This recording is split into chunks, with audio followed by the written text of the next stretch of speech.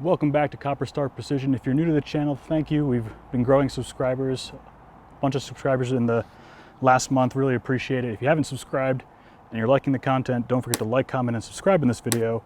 But we're going over and continuing to go over the September 2022 NRL22 Course of Fire. This is the third stage in the pamphlet.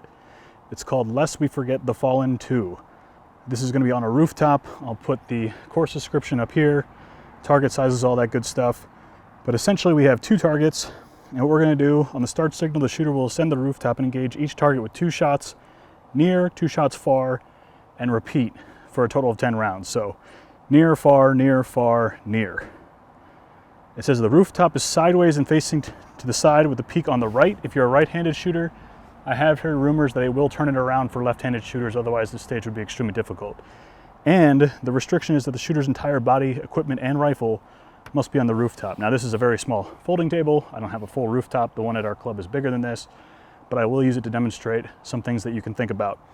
Unfortunately, this is one of those stages where if you have the right gear, your life is going to be a lot easier. So if you have a SkyPod, which is this special bipod from MDT that has the articulating legs that can go in and out in terms of angle, as well as extend, you're going to have a little bit of an easier time. So in this position here, I'm going to be able to ascend the rooftop and basically use the widest position and the middle position in order to get the rifle onto a stable position here. And I'll probably have a rear bag like this, and this should be pretty stable for me. It's sliding on here even though it has the claw feet. This is a very smooth table. The one we have at the club is made out of plywood, so those feet can dig in a little bit more. So not everyone has a SkyPod, and these videos are not intended to tell you to go buy $500 whatever bipods. It's really to help you strategize and come up with a plan of attack. So if you don't have a SkyPod, or you're not comfortable using, even if you have one, or a bipod like that that has the same functionality, if you're not comfortable with that scenario, what you're going to have to do is think about how you're going to tackle the stage. So let's discuss some other options. So I think it's going to be important to have a rear bag, and I think you should ascend the rooftop. I think it's going to be a little bit difficult if you have this is a pint-sized game changer. If you have something like this and you're trying to get a position, remember the whole body has to be on the rooftop.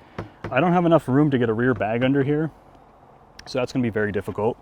If we use the full-size game changer, I think we're going to have the same issue.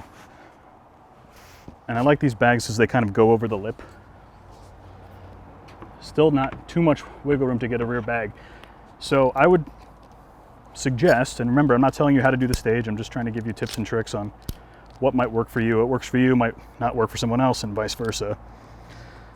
But I'm assuming you have a bipod of some sort, whether it be Atlas or Harris bipod. So any bipod, standard configuration is kind of like this. So think about straddling the top of the rooftop and then putting the bipod on top of the bag, and then use your other favorite rear bag of choice, and you'll be perched on the rooftop. But at least this way, you have enough room to manipulate this rear bag so that you can get a stable position. More points of contact is always better, generally speaking, but it's a balance between how much gear you have to carry on the stage. But this right here is extremely stable as long as you don't wobble back and forth too much. There's not enough recoil in these guns to really knock these bags off. So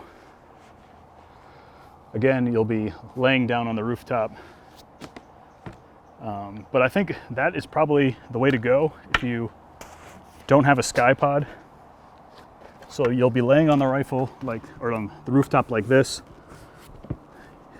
You'll set and remember, you can take advantage of the fact that someone can hand you your rifle after you ascend the rooftop.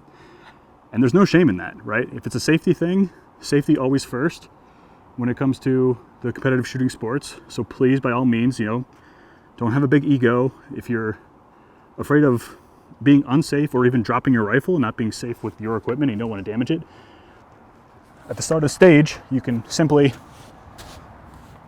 have the rifle in hand like this, whatever bags you're going to use. Timer goes off, place your rifle to the right of the rooftop.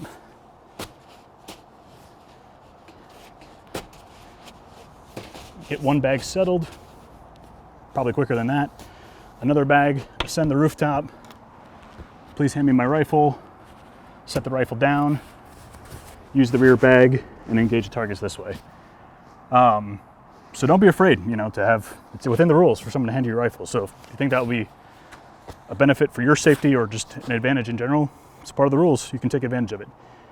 So I think this stage, SkyPod or the 2-bag setup, bipod on the bag in the front with a rear bag, probably the way to go. If you have any other ideas, you can leave them in the comments below. And remember, we're growing quickly. We'd love it if you subscribe to the channel if you're liking these videos. Hopefully they're helpful. Let me know in the comments what I can improve upon. But until next time, as always, score more points.